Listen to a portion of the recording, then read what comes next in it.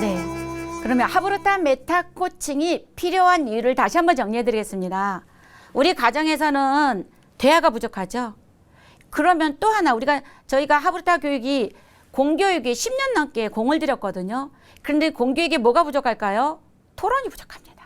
토론 교육이 부족해요. 그래서 가정에선 대화, 공교에서는 토론. 그래서 하브루타 메타 코칭이 가정이나 학교에서 필요한 이유입니다. 그러면 공교육에서 왜 토론이 그렇게 중요할까요? 그렇지 않으면 일방적으로 배우고 주입식으로 배우면 우리 아이들이 창의성이 언제 일어날까요? 우리 아이들 창의성 언제 키울까요? 우리가 이런 거 있잖아요. 그 회사 같은 데서도 자, 미팅룸으로 들어와, 회의룸으로 들어와요, 모여요. 아침에 그렇게 매일 그 미팅룸에서 회의를 하는 게 왜일까요? 토론하면서 좋은 아이디어가 떠오르거든요. 서로 생각을 나누면서 좋은 아이디어가 떠오르거든요. 그래서 우리 애들도 공교육에서 친구들과 그리고 또 한 가지 토론하면서 어때요?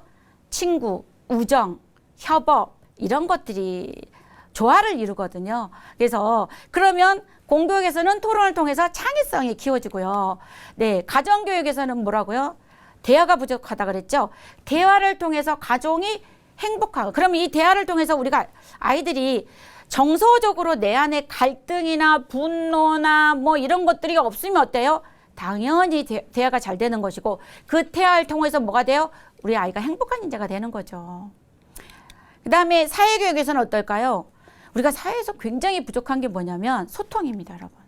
아시죠? 다양한 분야에서 소통이 일어나지 않고 있어요.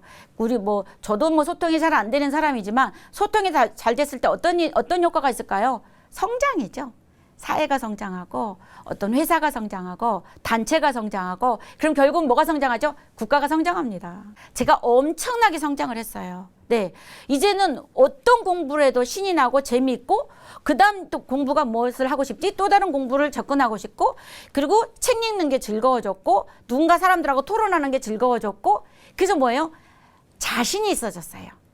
당당해졌어요. 어떤 질문에도 제가 대답할 수 있는 힘이 생겼어요. 그래서 나의 성장입니다. 그 다음 내가 성장하니까 또 어떤 일이 일어날까요? 자녀 성장이 일어난 거죠. 자, 내가 책을 읽고 있으니까 우리 애들도 책을 읽어요. 그렇죠? 내가 누군가랑 토론하는 힘이 있기 때문에 그걸 통해서 내 자녀랑 토론하니까 자녀 성장, 걔들도 토론하는 힘이 올라오죠. 결국 뭐가 될까요? 자녀 성장이 가정 성장입니다. 저는 하브루타의 10년 넘는 결과가 나의 성장, 자녀 성장, 가정 성장. 이러면 이 교육 해야 되겠죠. 네, 이 가정 안에서 실천해야 되겠죠. 네. 제가 2013년도에 힐 마골린 씨라고 유대인입니다. 납비는 아니에요. 변호사신데 저희 한국에 방문 오셨어요. 그래서 저희 연구소에 오셨었습니다. 근데 이때 이분이 어떤 분이시냐면 우리나라 아이들 남자아이 하나 여자아이 하나 입양에다가 너무나 훌륭하게 키운 유대인이셨어요. 이분이 이런 얘기를 합니다. 모두가 바쁘지만 하루에 한 번이라도 식사를 함께 했어요. 네, 그 다음에 또 뭐라고 해요? 유대인의 문화는 호기심을 가지고 질문하는 것에서 발전했습니다. 여기서 또 질문이 나오죠. 네.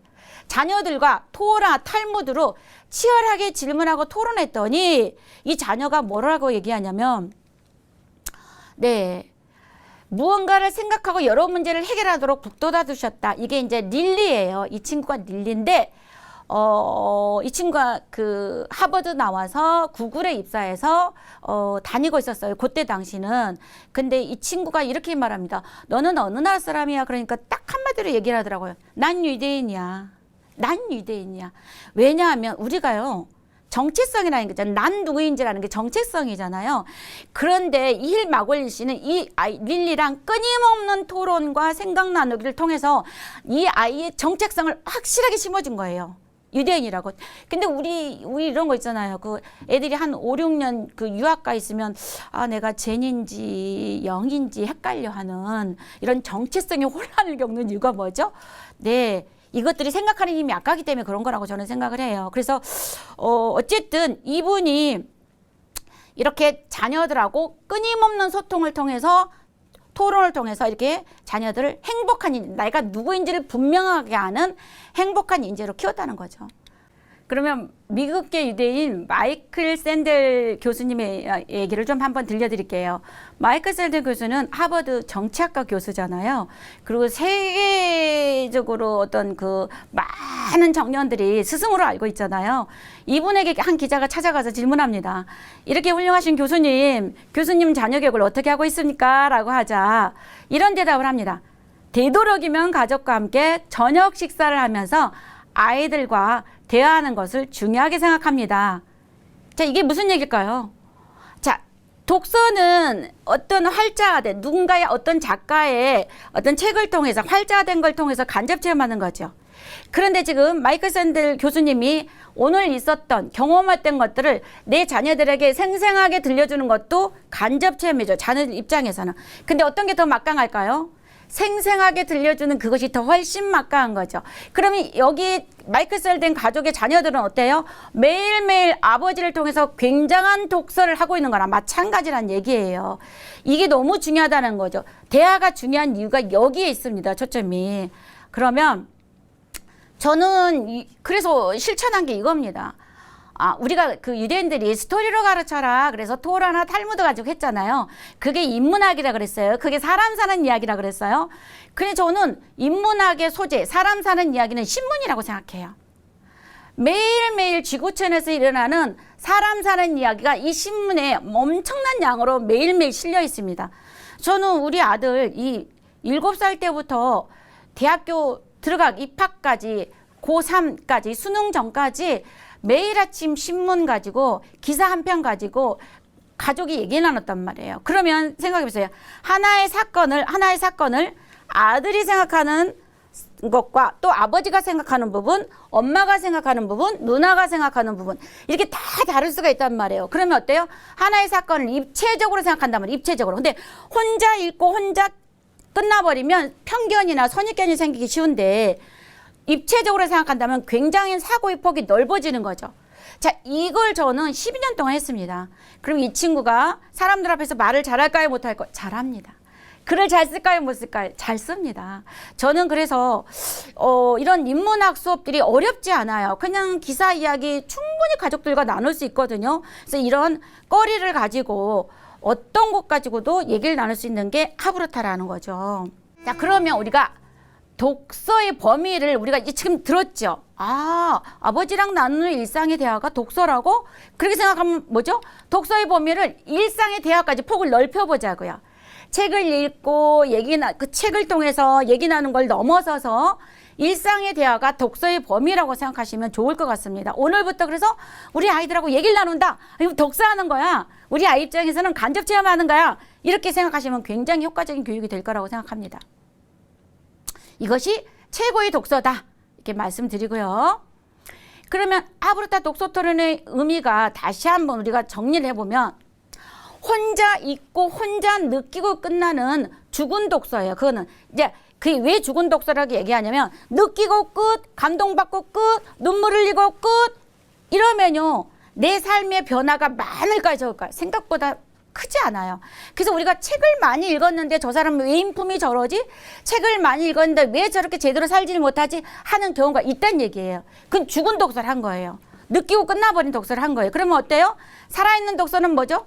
살아있는 독서는 하브르타 독서 토론입니다. 치열하게 어떤 텍스트나 어떤 주제를 가지고 토론을 하다 보면요. 혼자 읽었을 때 1분 걸리는 걸 끊임없이 토론을 통해서 1시간이 걸려서 3시간이 걸렸어. 그러면 어때요? 여기에 생각이 머물러 있는 게 많아지겠죠. 생각이. 그러면 머물러 있는 만큼 내 생각의 변화가 있을까요? 없을까요? 생각의 변화가 있습니다. 그럼 생각의 변화가 있다는 건 다시 말하면 뭐죠? 행동의 변화까지 간다는 거죠. 예. 행동의 변화까지 가야지만 진짜 독서를 한 거죠. 그래서 하브르타 독서 토론은 살아있는 독서 토론이다. 살아있는 독서법이다. 이렇게 말씀을 드릴 수 있을 것 같습니다. 그러면 우리가 하브르타를 몸에 체화하면 어떤 일이 일어나느냐? 유연한 사고예요. 나의 혼자의 생각과 혼자 판단하고 혼자 결정하는 걸 넘어서서 짝이랑 또는 동료랑 친구랑 토론하면서 사고가 유연해진다는 거죠. 그 다음에 또 뭐라고 그러죠? 나의 관점만 있는 게 아니고 다른 사람의 관점도 받아들인다는 거죠. 그래서 다양한 관점을 알게 된다는 거죠. 그리고 토론도요, 힘이 있어야 됩니다.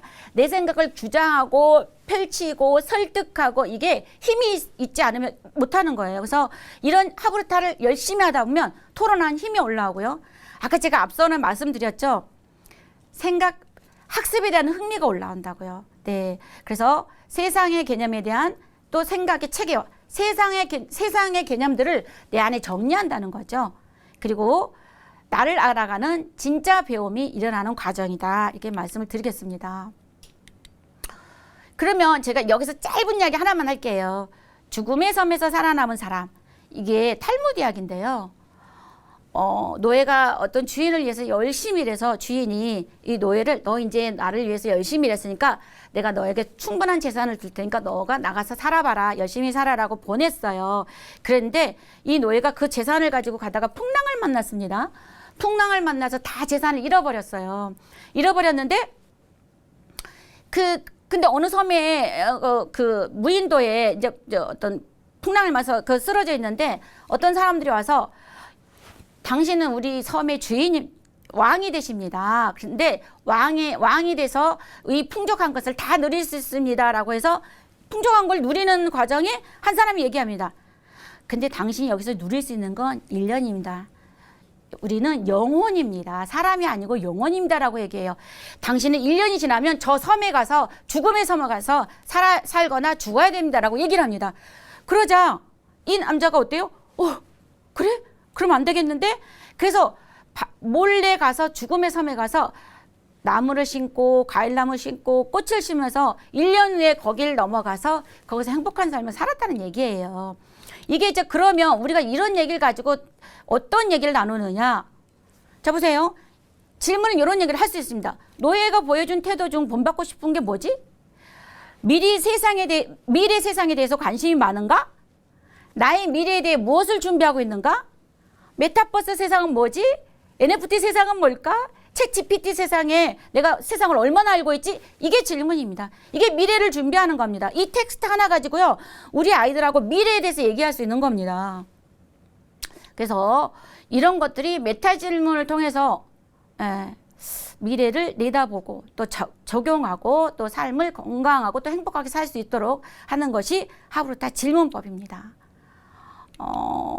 그래서 하브르타 독서 토론은 셀프 힐링, 셀프 동기, 셀프 치유, 사고력 확장, 그 다음에 진정한 배움이 일어난 과정이다. 그러면 제가 여기서 조금 메타 코칭에 대해서 한번 학습 메타 코칭에 대해서 좀 말씀을 더 드려보겠습니다. 메타 인지가 무엇이느냐? 메타라는 말은 한 단계 높은 의미고요. 인지는 어떤 사실을 안다. 그래서 메타 인지, 메타 코그니션이라고 말합니다. 그럼 두 단어가 메타 코그니션은 메타하고 인지가 결합된 용어예요. 그러면 이 메타 인지가 뭐냐면 자신을 객관적으로 바라보는 힘, 자신이 무엇을 인지하고 있는지 다시 인지하는 힘, 내가 뭘 생각하고 있는지 다시 생각하는 힘, 자신의 실력을 정확하게 파악하는 힘, 이게 메타 인지입니다. 그러면 메타 인지를 향상시키는 하브르타는 무엇이냐면 내가 뭘 알고 뭘 모르는지 분별하는 힘, 그리고 나의 실력을 객관적으로 떼어놓고 너 부분 이 부분 모르잖아, 이 부분은 알고 있잖아, 이거를 파악하는 힘, 그리고 난 다 알아, 다 100점 맞을 거야, 나 자신 있어. 실제로는 그렇지 못하는데도 그런 착각에서 벗어나는 게 뭐냐면 메타인지, 실력을 정확하게 하니까 착각에서 벗어나는 거죠. 그죠? 이런 얘기를 좀 말씀을 드릴 수 있겠고요. 그다음에 그러면 하브르타 학습법 뭐예요? 혼자 하는 학습이 아니고 설명하는 학습입니다. 설명했을 때 내가 뭘 모르고 뭘 아는지 명확해지고요. 그리고 나를 객관적으로 떼어놓고 생각하는 힘이 생긴다는 게 하브르타 학습법입니다. 이게 이제 그 미국 행동과학 연구소에서 어떤 그 연구한 결과예요. 학습 효율성 피라미드라고 강의 듣기는 5%, 근데 맨 마지막으로 내가 설명하고 누군가를 가르쳐 봤을 때는 90%, 24시간 뒤에 말씀을 드리는 겁니다. 90%가 남는다는 거예요. 그러면 이게 메타인지가 언제, 아까 제가 말씀드렸죠. 내가 설명했을 때 명확하게 내 상태를 파악한다 그랬죠. 그래서 설명해야지만이 나의 실력이 향상이 된다는 거예요. 그리고 모르는 것도 파악이 된다는 겁니다. 그러면 우리가 어떻게 해야 될까요? 부모는 학생이 되고 아이는 선생님이 돼야 되는 가정 안에서 역할이 바뀌어서 아이가 나에게 무엇인가를 가르쳐보는 시간을 주는 게 절대적으로 필요하다. 학습도 마찬가지입니다. 그러면 메타인지를 높이는 가정 환경은 어떤 환경이어야 될까요? 부부 사이가 좋아야 돼요. 늘 티격태격 불안과 뭐 어떤 그렇게 되면은 아이가 자기 얘기를 스스럼 없이 하는 걸 주저합니다. 그리고 부모가 권위적이지 않아야 돼요. 그래야 말문을 엽니다. 그냥 내내 하는 건 좋은 게 아니라는 거예요. 그다음에 잦은 스킨십으로 정서적 안정감을 갖도록 도와주셔야 됩니다. 그래서 이런 얘기를 하면 안 되는 거죠. 부모가 메타인지 하지만 하지 마. 위험해. 왜 이렇게 많이 틀려? 빨리 좀 해. 응? 왜 이렇게 답답해? 시키는 거나 잘해. 이런 말은 주의를 해야 된다는 거죠. 그다음에 부모가 하부르다 메타 코칭 할 때 주의할 점이 이런 겁니다. 충분한 시간을 주세요. 아이에게 생각할 시간을 주세요. 재촉하지 마세요. 그다음에 부모님이 직접 채점하면서 그 일희일비 맞은 거에서 틀린 거에 대해서 너무 민감한 대응을 하지 마십시오. 그다음에 아이의 질문에 아이가 궁금한 걸 물어봤을 때 부모님이 바로 대답하지 마세요. 아이가 스스로 찾아보는 과정을 즐기게 해주세요. 그다음에 애가 공부했다 그래서 너 공부했잖아. 그러니까 다 알아야지. 이거는 잘못된 생각입니다. 우리도 했다고 다 아는 건 아니잖아요. 그래서 또 이거는 굉장히 중요한 거. 앞에서 설명했죠. 아이가 학습한 것들을 부모나 동생이나 또는 친구에게 설명해보게 하는 이 시간이 절대적으로 필요합니다. 이게 부모가 하부르타 메타 코칭 할 때 주의할 점입니다. 네.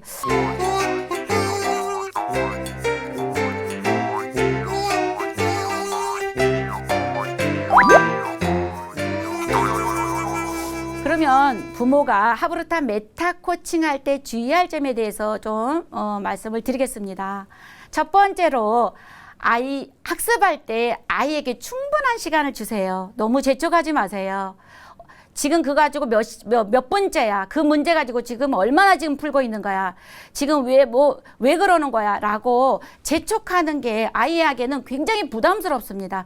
시간이 충분해야 고민하고요. 고민하는 과정이 진짜 공부하는 과정이거든요. 그래서 부모님들이 너무 재촉하는 거는 좋지 않다. 이렇게 좀 말씀을 드릴 수 있겠고요. 두 번째로는 학습 결과를 부모님들이 주로 채점하시면서 이것도 틀렸어?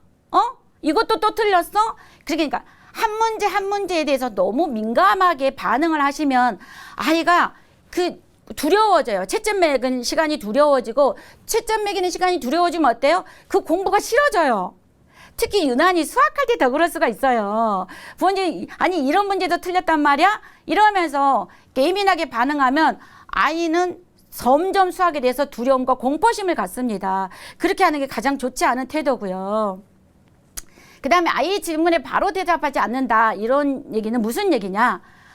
우리 부모님들이 가끔 이래요. 내가 많이 알고 있다는 걸 자녀에게 보여주고 싶은 경우가 있어요. 그래서 어떤 질문을 하면 자세하게 뭔가 있어 보이게 대답을 해주려고 하는 부모님들이 가끔 있으신데 그건 좋은 태도가 아니고요. 부모님이 그 질문에 바로바로 대답하는 것보다 그게 왜 궁금해졌어? 그럼 우리 한번 엄마도 그거에 대해서 고민해 봐야 되겠는데 같이 찾아볼까? 답을 주지 마세요. 찾아가는 과정을 즐겨주세요. 그래야지만 아이가 이 과정을 즐기면서 배움이 즐겁다라고 느낀단 말이에요. 그다음에 이제 네 번째로는 공부한 것을 다 안다고 생각하시면 안 돼요. 너 그거 아까 내내 공부한 거 지금 다 이해 못했어? 우리 어른들도 생각해 보세요. 우리 학교 다닐 때 공부했다고 다 알았나요? 다 알고 있나요? 아니죠. 아이들마다 어떤 습득 능력의 차이가 있어요. 이해하는 그 폭이 있단 말이에요. 근데 우리는 그거를 일방적으로 결정하고 너 알았으니까 공부했으니까 다 알 거야라고 생각하시면 안 된다는 거죠. 네. 그리고 또 하나는 아이가 학습한 내용을 부모나 친구에게 설명할 시간을 갖게 한다는 거 너무 중요한 겁니다. 제가 우리 애들 학교 갔다 와서 오늘 가장 재미있게 배웠던 걸 엄마한테 설명해봐. 이거를 제가 우리 애들 셋 다에게 적용했는데 그걸 통해서 아이들이 내가 선생님이야 놀이를 선생님 놀이를 굉장히 즐겨하더니 학교에서도 엄마한테 가르쳐주기 위해서 굉장히 집중해서 공부하고 그 태도가 몸에 체화되더라고요. 그래서 우리 아이를 선생님으로 만들어보는 것도 굉장히 중요한 핵심 포인트입니다. 네. 오늘 제가 여러분들에게 이 하브루타로 어떻게 메타 코칭을 하는지에 대한 어떤 한 단계 높은 단계의 코칭이 어떤 것인지에 대해서 좀 안내를 해드렸습니다. 자, 어떻게 들으셨는지 그리고 실천할 거리가 있는지 또 실천하셨으면 좋겠습니다. 자, 제가 하브루타로 십공백행이라고 늘 얘기합니다. 하브루타로 10년 공들이면 100년이 행복하다. 네. 우리 자녀가 어렸을 때 5살, 6살 때부터 대화하기 시작해서 10년, 청소년기까지만 공을 들이면 그다음부터는 대화 잘 되고 소통 잘 되고 그래서 가족이 행복하게 지낼 수 있다는 거예요. 그래서 저는 오늘 다시 제 교육을 정리하자면 하브루타로 10년 공들여서 우리 아이 행복한 인재를 키우시고 그리고 가족이 100년 동안 행복할 수 있다라고 말씀을 드릴 수 있을 것 같습니다. 오늘 함께 시청해 주시고 참여하신 여러분께 감사드립니다. 감사합니다.